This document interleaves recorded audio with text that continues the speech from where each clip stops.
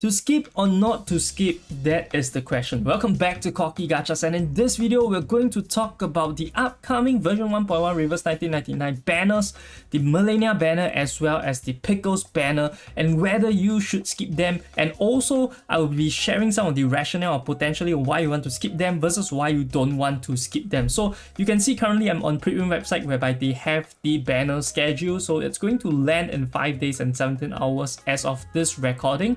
And also for Pickles banner is going to land in 2 weeks after the Melania banner actually drops. Of course, with it also comes various 5 stars, but I don't think that you should be placing the most emphasis on 5 stars on this banners when you are looking at mainly just the 6 stars. We're trying to make a decision based on the 6 stars, so just Melania as well as Pickles. But of course, having Balloon Party is a good bonus if you're really looking at Melania itself. So first we're going to take a look at what this characters do, in case some of you guys don't know what these characters do, but you're only blindly looking at the tier list and saying that, okay, for instance, Pritwin only have them listed as A, hence you're going to skip.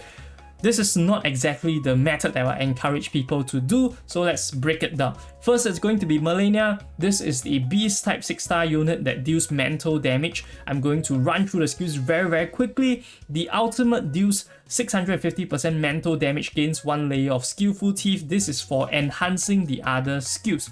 So the 650% mental damage, I do think it's important to point out that for Leah, she has 700%, so lesser than Leah by 50%, but with other of the buffs, Melania actually out DPS's Leah from that perspective with a single target ultimate. Next is going to be a first skill. This skill itself, you can see of the percentages, of course, but the main thing is in the Skillful Thief stage, 1 star, 2 star, 3 star all have the same thing, and that is you would steal 1 Muxi from the target, and stealing Muxi is a trait of Melania.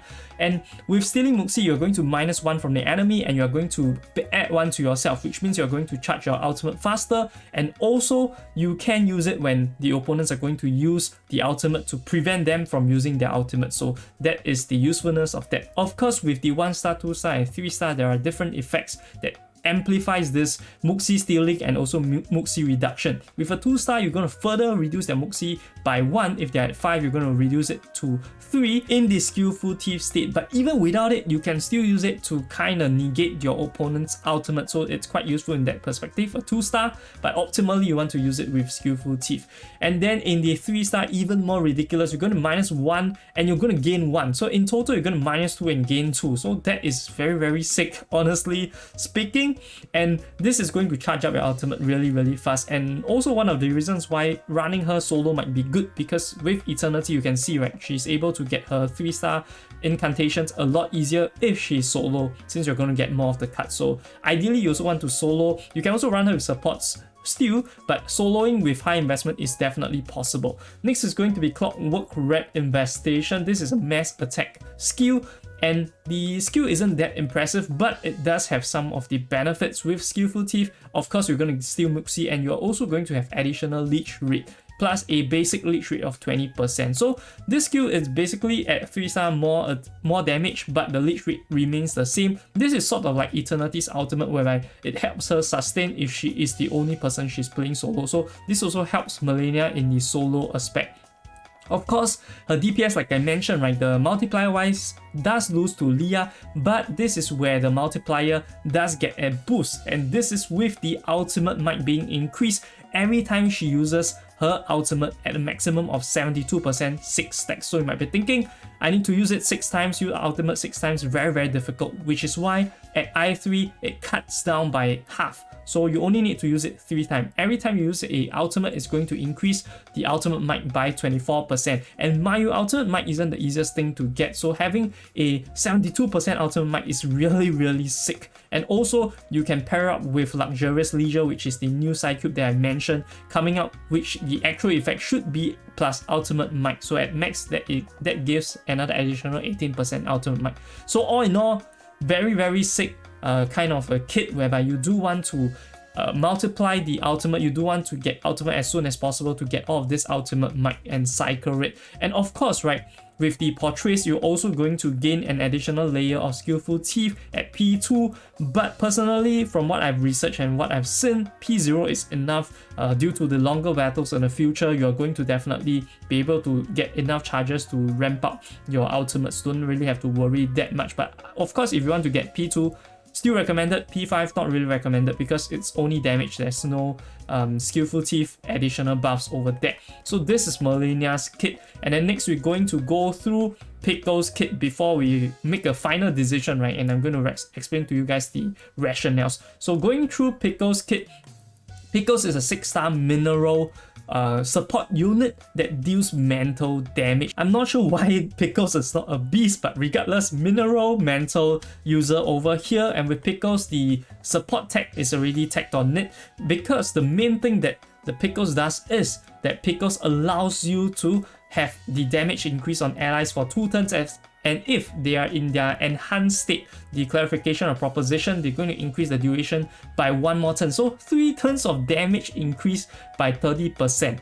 Pretty good if you ask me. And also the kit for the doggo itself, right? You can see the second skill. This is going to do extra damage with the clarification of proposition state, and the third skill is just simply going to do additional penetration rate with your attacks with the clarification of proposition. So you might be thinking at this point, right, doggo doesn't seem that good because it's 2 of the attack skills. Why are we calling it support? Sure, the ultimate is giving a lot of the duration for damage increase, but most of the skills are not actually that impactful from a support end. And the reason why you would want to use doggo is because of this insight over here, which is if the caster has not acted this turn, gain 1 layer of clarification of proposition. Every time you trigger one of the clarification of proposition skills, you would gain +1 Muxi. So you have to use the skill to actually gain the Muxi. Even having the layer or the stack is not going to gain you the Muxi instantly. And with I3, you're going to instantly gain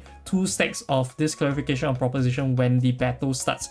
So the reason why doggo is so good is because doggo can technically AFK. Okay, you don't need to do things for a couple turns, because when you don't act, you're going to gain this, and every time when you act, you are going to gain additional Muxi from the stacks. So you're going to use the least amount of AP to gain the most amount of Muxi. And with the clarification of proposition, you're going to extend the buffs to 3 turns. Hence, you don't have to really act for 2 turns. You can like cycle it. So the first turn is going to be the turn whereby you use your ultimate, and then the second turn is where you AFK, the third turn is where you try to use a skill again so that you can gain back the Muxi to use the ultimate the following turn. Of course, you can also go for the full AFK strat whereby you use the ultimate and then you're going to have 2 extra turns of AFK. You don't have to do anything until the buff expires, but in my opinion, I think that you do want to keep it up all the time because this is the main buff for Pickles or for Doggo. So this is the skill breakdown, and everything has been cleared up from a skills perspective, from a character perspective. Now let's go back into my game to explain the rationale why I am personally going to skip Doggo and pull for Melania, which is an A tier compared to S tier on Pridwin website. And the reason is very simple. I think that from a pooling standpoint, right, when you decide whether you want to pull on a banner, you think about the needs and your wants. Am I needing this character or do I just want this character? Of course, if it's your favorite waifu or your favorite husbando, you can go for it, right? No one's going to stop you. But from a efficiency standpoint, which is what I am usually the most concerned with, you can look at my box over here. Does it have any character named Centurion? And the answer is no. I do not have Centurion. So the reason why I want Melania is to fulfill that beast type carry, because really you can't find any other beast type carries. You might say that Tenon is decent, but Tenon is more on a support sub DPS role. I don't think she is a carry role. And from Melania, she does a lot of single target DPS, which also caters to the boss rate that comes out in 1.4. So it's also tying into a bit of the future planning whereby you do need to have strong single target DPS. And look at the box, don't have strong single target DPS outside of Beacon, I would say. But of course, right, to have another type is going to be definitely advantageous, especially a 6-star unit that excels in DPS. Stronger single target DPS in the game by far with all the stacking of the ultimate might. So very, very decent. And also, another reason why I want to pull for Melania is because there is a thing called opportunity cost. With Melania, I'm confident to say if I invest in her and clear out the event shop to get the i3 very conveniently, I'm going to be able to clear the Limbo, upcoming seasons of Limbo very easily. And also, she's able to solo to some extent, so I don't have to invest in that many supports for her. I can just run with DK. 2 units is fine. If I want to really go with 1 more unit, I can even add in Soneto. These are all of the units that I'm already planning to invest in, so it aligns with my plan. And that is the reason why I am going to pull for Melania. She's kind of future-proof, I do think, and people kind of be underrating her a bit too much. Putting her on A rank, I'm not sure if that is justified. But regardless, this is my justifications. If you have Centurion, I would say probably you don't need to pull for Melania because you already have a beast type carry. So I think that a lot of pulling, skipping is going to be depending on your personal box and your personal strategy to tackle the future content, right? In my opinion, it cannot be that you need something to clear the content now, but you are trying to save for a future character that does this slightly better, does the job slightly better, but the content is already passed. You have to clear the content as they go. So this is what I consider progression. This is what I consider opportunity cost, which means I'm definitely going to pull for Melania. As for portraits, I'm just going to stick with P0 unless the first 10 pulls give me 2 Melanias, then I'm going for P2. So something like that. So considering the different paths based on how lucky you get is also part of the strategy when it comes to skipping or pulling for banners. Now it comes to Doggo. Why am I skipping Doggo? Doggo is S tier support. People say that you should definitely go for Doggo, and if not, you should at least pull Doggo ahead of Melania and not the other way. And the reason why I am not going to pull for Doggo is because I feel that as much as Doggo is a S tier unit and also a good unit for Black Dwarf in the future, I do think that Doggo as a support is very replaceable. You might say that Doggo is the most AP generous unit. You can use it with a lot of the very AP hungry units like Melania. You can use it with Black Dwarf. But the fact is, supports are very easily replaceable. You can see they have Soneto, you have all of the low tier supports, even the Twin Sleep is very good as a mental support, so you don't really need Doggo in my honest opinion. Of course, it would be great if you have Black Dwarf and you are using Doggo, but this is like my friends always upgrading for the new iPhone when they don't really add anything extra. They add a bit more functionality, add a bit more RAM, add a bit more storage, but then they're going to charge you a bunch. So in my opinion, Doggo is the iPhone that I'm not willing to upgrade. I'm still happily using my own lower tier phone. I don't really need to go to a higher tier phone when they serve the same function for me. It's not a need, but more of a want. Although if you are going for Black Dwarf, you might say, hey, I really want Doggo, then go ahead, go for Doggo instead. If you're Centurion, even better, you can skip Melania, you can go for Doggo. So this is the perspective you should be coming from. And for me personally, I already have Eternity as a main carry for Mineral. You can argue that Black Dwarf is better than Eternity from a DPS perspective or single target,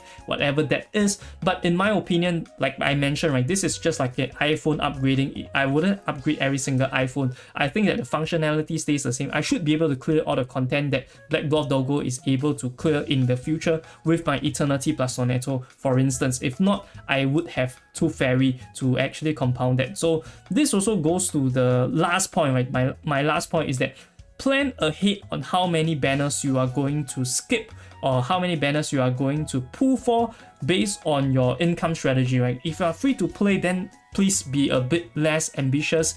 If you are really going for the meta teams, right, go for the one that is the most flexible, to which I would recommend. Maybe it's a good choice to actually skip the Doggo as well as Melania. You can probably go for 2 Fairy only because 2 Fairy is so flexible. Every single team needs a good healer as well as the crit debuffs being absolutely insane alongside the cleansers with the ultimate. So overall, I would say 2 Fairy is definitely something that I wouldn't advise most people to skip. But along the way, if you have a unit that you really want and you have a strategy for it, I would advise you to go for it instead of listening to other people, right, blindly and say, hey, skip version 1.1, go for version 1.2.